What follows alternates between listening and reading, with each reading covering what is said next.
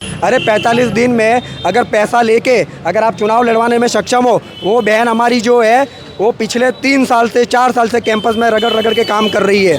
ठीक, तो 45 दिन में कोई अगर टिकट ले पाता है ना तो पैसों के दम पर ले पाता है। किस बार एबीवीपी 4-0 से क्लीन स्वीप कर रही है। फीस ज़्यादा होने के कारण विद्यार्थी कहीं अफोर्ड नहीं कर पाते हैं। वो कह रहा था कल रौनक खत्री कि वो मेरिट देखा जाता है। क्या मेरिट है उसके अंदर? क्या वो वहाँ CUT जो है वो टॉप करी थी? ये मेरिट है उसके अंदर? मेरिट उसके अंदर एक ही है क्या? सोशल मीडिया पे काम करना और रियल में काम करना है। अगर यू बस आज चल रही है, मेट्रो कंसेशन पे बात हो रही है, बैन हो रही है, तो नारी सत्ताओं यूनियन ऑफ इंडिया NSY का बिल्कुल सही नाम है। नमस्कार, मैं जय कुमार, आप देख रहे हैं बोल हिंदुस्तान। और बोल हिंदुस्तान लगातार DU इलेक्शन छात्र संघ चुनावों को लेकर दिल्ली में मौजूद है। छात्रों के मुद्दे क्या हैं उनसे जानने की कोशिश कर रहा है। छात्र नेताओं के वादे क्या हैं ये जानने की कोशिश कर रहा है। आपके हिस्से के सवाल उनसे पूछने की कोशिश कर रहा है। फिलहाल मेरे साथ जो आप साथी देख रहे हैं ये DU से हैं, अपने प्रतिनिधि के लिए प्रचार प्रसार कर रहे हैं। रात के करीब 7-8 बज गए, लेकिन अभी भी ये लगे हुए हैं अपने छात्र की बात लोगों तक पहुंचाने में, छात्रों तक पहुंचाने में, डोर टू डोर कैंपेन करने में। एबीवीपी के सारे छात्र नेता हैं, मौजूद हैं, इनसे जानने की कोशिश करते हैं क्या एक लंबे समय बाद जो लगातार एबीवीपी DU से जीतती आ रही थी, लेकिन रौनक खत्री आकर स्टॉप लगा देते हैं, NSY वहाँ से परचम लहराता है, तो क्या अब ये वापसी कर पाएंगे? किन मुद्दों के साथ छात्रों के बीच जा रहे हैं? सबसे पहले तो आपका स्वागत है।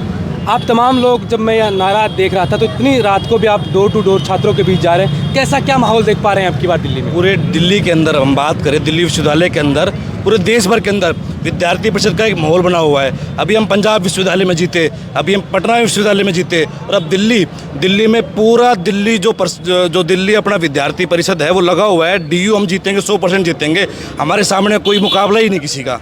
आप किस तरीके से देखते हैं कि पंजाब, फिर पटना और अब दिल्ली तो वो कहते हैं ना कि देश की राजधानी, मुख्य केंद्र है, और यहाँ से जीतता है तो उसके चर्चे पूरे हिंदुस्तान में होते हैं। जी बिल्कुल, निश्चित रूप से चर्चा होती है। आप अभी कुछ समय पहले की घटना देख रहे हैं, जवाहरलाल नेहरू यूनिवर्सिटी जो वामपंथियों का गढ़ माना जाता है, वहाँ पर एबीवीपी का ज्वाइंट सेक्रेटरी JNUSU में जीत करके आता है। तो निश्चित रूप से ये जो राष्ट्र विरोधी जो विचारधाराएं हैं और जो छात्र हितों के विरुद्ध की विचारधाराएं हैं, जो एक विदेशी चश्मे से जो पूरे भारत को देखते हैं, उनका एक तरह से तोड़ है। और अभी दिल्ली विश्वविद्यालय में भी ऐसा माहौल है, जैसे पंजाब यूनिवर्सिटी में हमने देखा कि जो छात्र हित की बात कर रहा है, जो राष्ट्र हित की बात कर रहा है, छात्र उसको समर्थन कर रहे हैं, न कि उसको समर्थन कर रहे हैं जो रील बनाते जा रहा है और सारी बातें अपनी रील में कहते जा रहा है। तो जो रियल में काम करे, क्योंकि विद्यार्थी परिषद का एक एक कार्यकर्ता यहाँ पर 365 दिन आपको कार्य करते हुए मिलेगा। आप एडमिशन असिस्टेंट से लेकर के, आपके हॉस्टल अलॉटमेंट से लेकर के, आपके क्लासरूम तक विद्यार्थी परिषद का एक एक कार्यकर्ता सभी छात्रों के साथ खड़ा रहता है। और इस बार दिल्ली विश्वविद्यालय में जो छात्र संघ चुनाव हो रहे हैं, सभी छात्रों ने यह विश्वास जताया है कि इस बार एबीवीपी 4-0 से क्लीन स्वीप कर रही है और इस छात्र संघ को जीत रही है। पिछली बार ये पद आपके नसीब नहीं आया, NSY अपने खाते में इस पद को जोड़ लिया, जो मैं अध्यक्ष पद की बात कर रहा हूँ। क्या वजह मानते हैं, क्या कमियाँ रह गई थी एबीवीपी से कि DU में अध्यक्ष नहीं बना पाए? देखिए, जो छात्र संघ चुनाव होते हैं वो नैरेटिव का होता है, तो जिस तरह से नैरेटिव चलता है उस अनुसार से लोग कन्वर्ट होते हैं। क्या नैरेटिव बना हुआ? तो नैरेटिव ये बना हुआ था कि जैसे एबीवीपी का जो पिछला मतलब प्रेसिडेंट है ना, उससे अच्छा काम कर देंगे, ये कर देंगे, वो कर देंगे। एक तरह से लोगों ने नहीं हुआ ना, इसीलिए तो हम लोग वापस 4-0 से क्लीन स्वीप करने जा रहे हैं। सोशल मीडिया पे तो रौनक खत्री छाया हुआ। सोशल मीडिया पे काम करना और रियल में काम करना है। अगर यू बस आज चल रही है, मेट्रो कंसेशन पे बात हो रही है, हर एक कॉलेज में जो ICC जो इंटरनल कंप्लेंट्स कमेटी की बात हो रही है, जेंडर सेंसिटाइजेशन की बात हो रही है, कौन कर रहा है? अखिल भारतीय विद्यार्थी परिषद कर रहा है, ना कि ये जो पार्टियों के छात्र संगठन है वो कर रहे हैं। पार्टियों के छात्र संगठन तो एबीवीपी नहीं, अखिल भारतीय विद्यार्थी परिषद किसी पार्टी विशेष से नहीं। लेकिन NSY कह रहा है कि बीजेपी की सरकार केंद्र में है, बीजेपी की सरकार दिल्ली में है, और एबीवीपी को वही बैकअप पावर दे रही है। मैं आपको क्लियर कर देता हूं, अखिल भारतीय विद्यार्थी परिषद किसी पार्टी की नहीं है, छात्रों का संगठन है। NSY आप पे आरोप लगा रहे हैं। आरोप तो लगाए हैं, आरोप तो कोई भी किसी पे लगा सकता है कि सरकार का आपके ऊपर साथ मिल रहा है, सरकार कोऑपरेट कर रही है सरकार आप? नहीं, सरकार से हम कोई कॉर्पोरेशन लेते ही नहीं, हम छात्रों की बात करते हैं, हम छात्र राजनीति की बात करते हैं। जहाँ पे छात्र के हितों की बात होगी वहाँ हम खड़े रहते हैं। तो ये माना जाए कि छात्रों की मांगों को अगर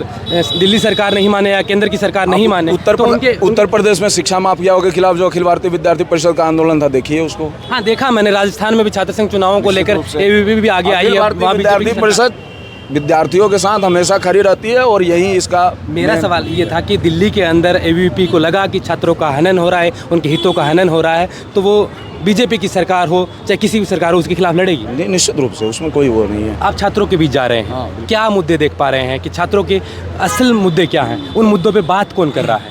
असल मुद्दे देखिए, निश्चित रूप से कि हर जगह पे जो है एक सेंट्रलाइज्ड वे होना चाहिए जो कोर्सेज को लेकर के हैं। अभी आपने हॉस्टल का देखा, हॉस्टल में पहले क्या था कि अलग अलग आपके लिस्ट आते थे, उसको सेंट्रलाइज करने का काम जो अभी भूख हड़ताल पे जो है अखिल भारतीय विद्यार्थी परिषद बैठती थी 48 घंटे के लिए, उन्होंने विश्वविद्यालय प्रशासन से ये बात मनवाई और निश्चित रूप से उसका प्रभाव इस चुनाव पे भी पड़ेगा। बिल्कुल। आप कहाँ से हैं? कहाँ से हैं आप? झज्जर से हैं? झज्जर से झज्जर हरियाणा से। कैसा देख रहे हैं डीयू का इलेक्शन अब की बार? डीयू के इलेक्शन में एक तरफा माहौल एबीवीपी का बना हुआ देख रहे हैं। आप कहाँ से? मैं सोना गुरुग्राम से। गुरुग्राम से जी। कैसा है अब की बार एबीवीपी का, क्योंकि आपने तो गले में अभी तक ये तो लगा इस हुआ है। बार तो 4-0 से स्वीप करके दिखाएंगे बिल्कुल। क्या क्या मुद्दे हैं जो लगता है कि एबीवीपी 4-0 पे? क्योंकि पहले ये तो रील बनाना तो एक इन्फ्लुएंसर का भी काम होता है, एक ग्राउंड पे रह के काम करना वो अलग चीज़ होती है, वो नहीं हो पाई।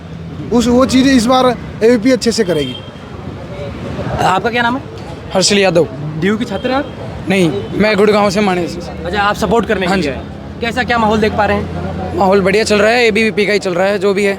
अच्छा, आपका क्या नाम है? मेरा नाम कृष्णकांत द्विवेदी है। अभी मैं अखिल भारतीय विद्यार्थी परिषद से जेएनयू में काउंसलर हूँ। अच्छा, तो आप लोगों को जिम्मेदारी दी गई है कि एबीवीपी जहाँ भी संगठन चुनाव लड़े वहाँ उन छात्रों के लिए आप?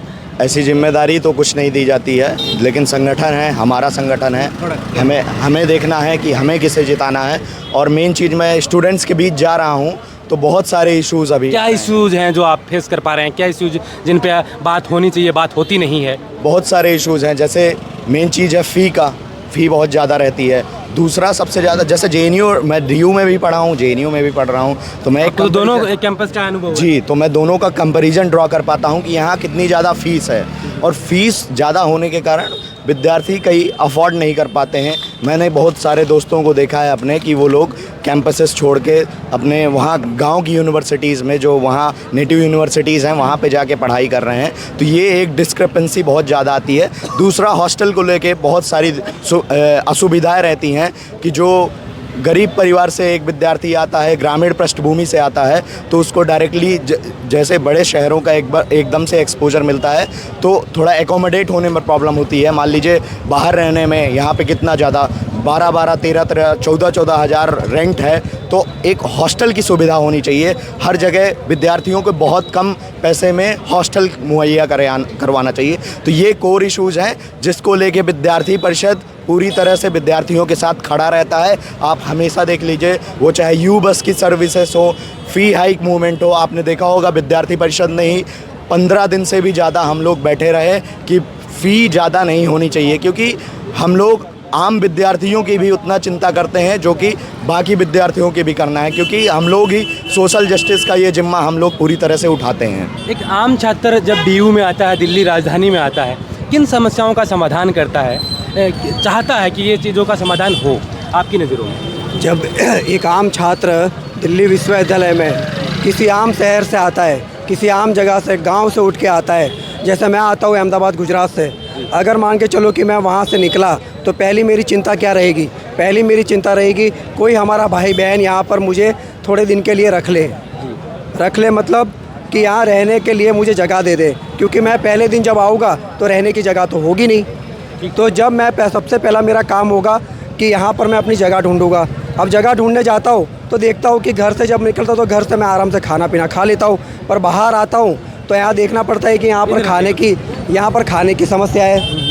इधर बताइए। यहाँ पर खाने की समस्या है। यहाँ सबसे पहले आप रूम ढूंढो तो रूम कितने के मिल रहे? 15,000 के रूम मिल रहे, और ना आपको वो रूम रेंट इतना हाई है कि आम छात्र जो गांव से किसान परिवार का बेटा है वो अफोर्ड ही नहीं कर सकता है। वो कैसे अफोर्ड कर लेगा? बिल्कुल ठीक। तो वो सारी समस्या एबीवीपी इसके लिए क्या करने जा रही है? मतलब अखिल भारतीय विद्यार्थी परिषद ने अपने मैनिफेस्टो में इस बार क्लियर कट ये चीज़ लिखी है, और वो लिखी है तो लिखी नहीं है, वो उस पर काम करेगी कि जो रेंट का जो है उस पर कट लेके आएगी। कट मतलब कि उस पर एक इक्वलाइजेशन हो, कि जगह के नाम पर नहीं, कि अगर दक्षिण दिल्ली में रह रहा है तो 20,000 रेंट, अगर वो उत्तरी दिल्ली में रह रहा है तो 5,000 रेंट। ये रेंट नहीं चलेगा। रेंट चलेगा तो सभी जगह इक्वल होगा। जो छात्र तो एक ही है, वो DU में पढ़ने वाला ही है। वो उत्तरी दिल्ली में पढ़ रहा है तब भी वो DU का छात्र है, वो अगर दक्षिणी दिल्ली में पढ़ रहा है तब भी वो DU का ही छात्र है। तो सबसे पहली जो समस्या का निराकरण अखिल भारतीय विद्यार्थी परिषद आते ही 100 दिन के अंदर जिस पर काम करने वाली है, वो काम करने वाली है इक्वलाइजेशन ऑफ इक्वल रेंट पर काम करेगी। माफ़ कीजिएगा, मैं आपका नाम नहीं जान पाया था। आपका क्या नाम है? दिनेश नाम है जी मेरा। दिनेश, पिछले बार जो NSVI के पास 2 पद थे, आपके पास भी 2 हाँ जी, ABVP 2 और NSVI 2। आप कंपैरिजन करें दोनों पदों का, तो किसने बेहतर काम किया था? किसने छात्रों के मुद्दे उठाए थे? देखो, छात्रों के मुद्दे उठाता है विद्यार्थी परिषद ही है।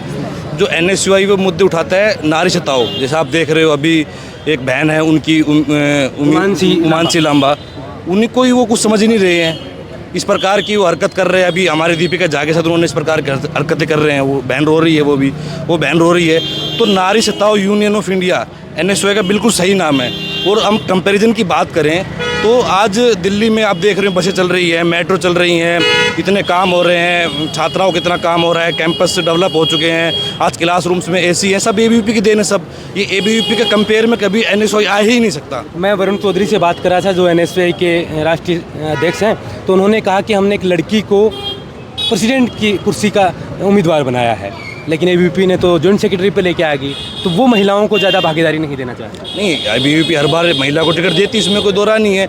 जो व्यक्ति सक्षम उसको ABVP प्रेसिडेंट लड़ाती है, इसमें क्या है? इसमें कोई बड़ी बात नहीं है। क्या सक्षम का क्या पैमाना होता है ABVP में चुनाव लड़ने के लिए? कौन छात्र ABVP से चुनाव लड़ सकता है? ABVP से चुनाव जो व्यक्ति निर्माण की बात करता है, समाज निर्माण की बात करता है, इस प्रकार की बातें करने वाला विद्यार्थी जो होता है, जो विद्यार्थी से कनेक्ट कर पाता है, वो सक्षम विद्यार्थी है। मैं जब भी छात्रों के बीच जा रहा था DU के अंदर, कैंपस के अंदर, तो मुझे एक समस्या जो मूल रूप से सामने निकल कर आई, और मैं आप लोगों से भी जानना चाहता हूँ कि आपको भी ऐसा फेस करना पड़ा।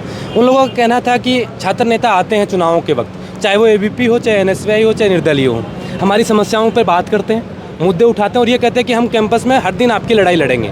लेकिन जब मौका मिलता है, वो मौका नहीं भी मिलता, चुनावों के बाद वो नहीं आ पाते हैं। ऐसा है, होता है क्या? नहीं, बिल्कुल नहीं होता है। ABVP 365 दिन काम करने वाला विद्यार्थी छात्र संगठन है। अभी हमने DU के अंदर भी बहुत बड़ा प्रोटेस्ट किया है, निश्चित काल पे हमने JNU में प्रोटेस्ट किया। तो ऐसा बिल्कुल नहीं है। ABVP 365 दिन काम करने वाला छात्र संगठन है। आप बता सकते हैं। जैसे अभी आप बात कर रहे थे कि जो जोसलीन चौधरी है, तो वो कह रहे हैं, वरुण चौधरी कह रहे हैं कि मतलब कि हमने महिलाओं को टिकट दिया, महिला को टिकट दिया। अरे सबसे बड़ा भ्रम तो इसको ये दूर करना चाहिए कि जो जुलाई 30 तारीख को यहाँ से गाड़ी लेके जाती है, NSVI के कार्यालय जाती है और वहाँ जाके NSVI का पटका पहनती है पहली बार, और वो अभी कह रही है कि मैं 2019 से कार्य करता हूँ। अब आप जाके पहले वहाँ उस दिन क्यों गए तो पटका पहनने? अब वो पटका पहनने जा रहे हो तो मतलब आप उसी दिन पार्टी ज्वाइन कर रहे हो। जुलाई 30 और आज कौन सी तारीख है? 13 सितंबर, मतलब मुश्किल से 45 दिन भी नहीं हुए। और 45 दिन में अगर किसी संगठन किसी लड़की को, सिर्फ लड़की के नाम पर, सिर्फ ये कि वो राजस्थान से आती है, ये क्षेत्रवाद जो है अखिल भारतीय विद्यार्थी परिषद का कैरेक्टर नहीं है। जातिवाद विद्यार्थी परिषद का कैरेक्टर नहीं है। विद्यार्थी परिषद उस बात पर अड़िग रहती है कि राष्ट्रवादी हमारे लिए सबसे ज़्यादा महत्वपूर्ण है।